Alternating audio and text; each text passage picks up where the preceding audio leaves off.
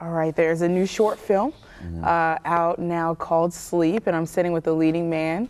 Can you tell us your name and the character you play? Okay, my name is Steve, and I play Marcus Nero. You don't really hear his name too much, I guess, but he's this guy basically who kind of tries to find an escape from, I guess, what could be perceived as like a very common experience, which is, you know, a relationship. He's in love with his girlfriend, but you know, it doesn't always work out the way you want it to, and he kind of like he kind of dances around the line of what he should and shouldn't be doing to really address the situation or really like kind of cope with the unexpected speed bumps in life, I guess. And what drew you to this script? Well, I had heard about auditions through Anthony, actually. We had randomly met at an event, and he invited me to audition. And, I was just like, all right, that sounds cool, then just try it out. And I, you know, personally, I don't consider myself an actor. I'm just a dude who goes with whatever direction, you know, things seem to be going in, and I like to constantly try to explore different means of expression and just kind of like try new things, you know. So this is like an opportunity to go try something new, and I guess I auditioned, and then somehow people liked what they saw, and then here I am now. What was your inspiration for Marcus? My inspiration, well, I have a lot of sleeping issues myself, as it turns out. I think I identify with Marcus in a lot of ways, in terms of, I guess, yeah, like when you really are invested in a relationship, oftentimes, and this is not for everyone, but for me, I can definitely identify with a very visceral feeling of it, like just the thought of breaking up, or it can be very just a roller coaster ride, right? And it can take a very physical and mental toll on you, and sleep, the function of sleep, kind of really like is pivotal in kind of connecting those two different states, I guess.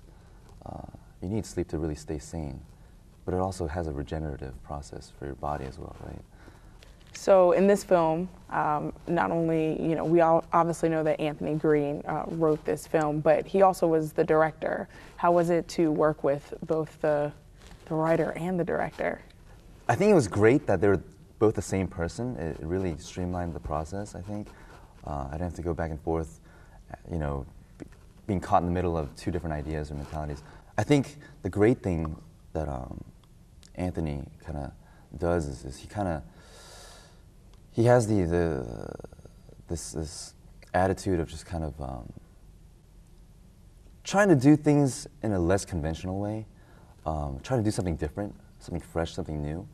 And in terms of like his casting decisions, I think it's reflected in that amongst us, as well as the storyline.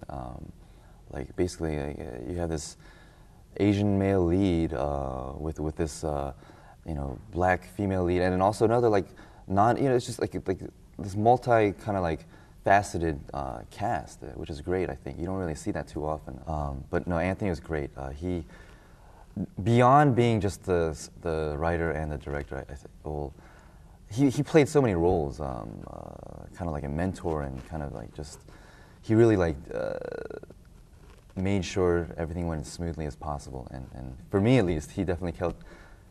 He helped keep me sane, and I'm really grateful. What do you think Anthony was trying to accomplish in this short film?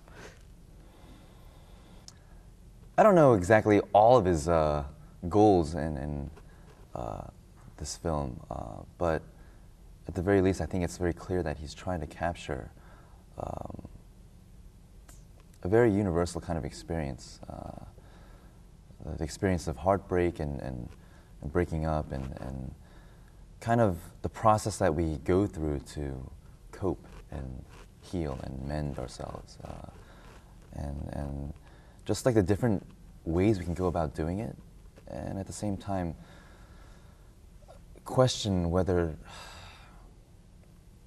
whatever method we choose is that appropriate or inappropriate universally. It opens a lot of questions, I think, and each person will kind of handle things in their own different way. But for the most part, I think he's trying to really evoke a very raw kind of a sensation that many of us are familiar with and can identify with. And I think that's important for any film. You have to be able to really identify with it on some level, like make it personal. And I think he does that with this. Why do you think people should see this film? I think people should just see it to see something new, something fresh, something different. If you want to keep watching the same old stuff that you always see on the big screen or the small screen, then I don't know. You still might like it, but I think it's something different. And for that sake alone, I think it's worthwhile. Excellent. And what do you hope people take from the film? I think at the very least, like, I just hope people walk away feeling like, hey, that was worth watching. You know, I don't want my money back, and I had fun.